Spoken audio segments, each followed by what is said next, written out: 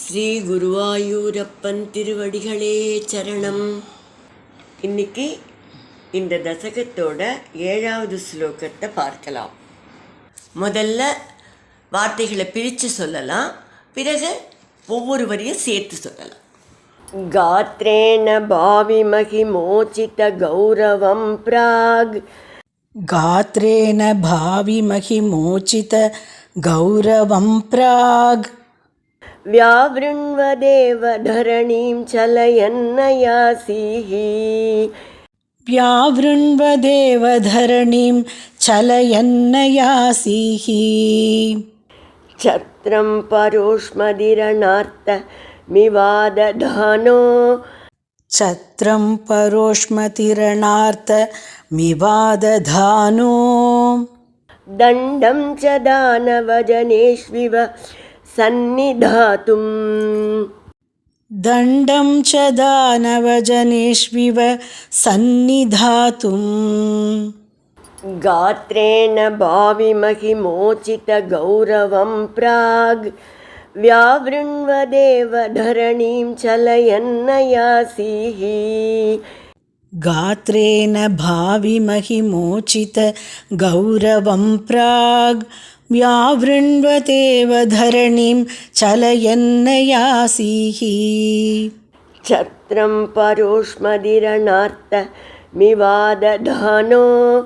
दण्डं च दानवजनेष्विव सन्निधातुम्.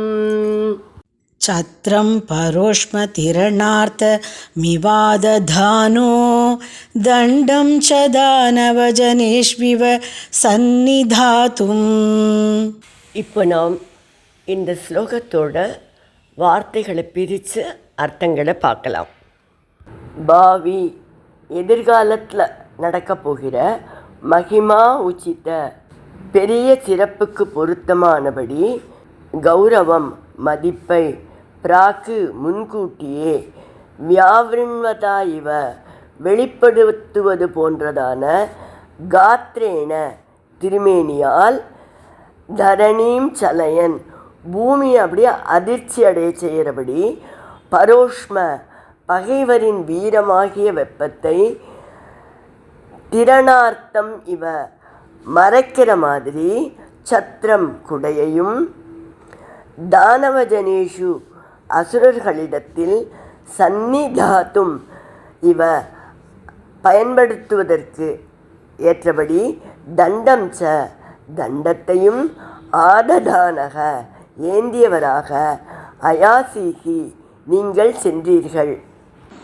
இப்போ இந்த ஸ்லோகத்தை முழுவதுமாக பாராயணம் பண்ணி இதோட முழு அர்த்தத்தையும் பார்க்கலாம். गात्रेण भाविमहि मोचित गौरवं प्राग्. व्यावृण्वदेव धरणीं चलयन्नयासीः. छत्रं परोष्मदिरणार्तमिवादधानो. दण्डं च दानवजनेष्विव सन्निधातुम्. அஸ்வமேதையாக நடக்கிற இடத்துக்கு வாமனர் போகிறத தான் இந்த ஸ்லோகத்துலேயும் பட்டதிரிகள் வர்ணிக்கிறார். வாமன ரூபத்தில், குள்ளமான உருவத்தில் தான் நீங்கள் அஸ்வமேதையாகம் நடக்கிற இடத்திற்கு சென்றீர்கள். ஆனால் பின்னால் திருவிக்கிரமரா மிகப்பெரிய உருவத்துடன் தோன்றப்போகிறீர்கள் அல்லவா? அந்த உருவத்தோட கௌரவத்துக்கும் பெருமைக்கும் ஏற்ற மிடுக்கை முன்கூட்டியே வெளிப்படுத்தும் விதமாக நீங்கள் நடந்து வந்தபோது பூமியே நடுங்கியது. பகவானே தானம் வாங்குகிறாரே என்று பூமி தேவி நடுங்கினாளாம். பகவானே நடுங்கினாராம். ஏன் தெரியுமா? இதுவரை அவர் தானம் கேட்டு பெற்றதில்லை, அதனால் நடுங்கினாராம்.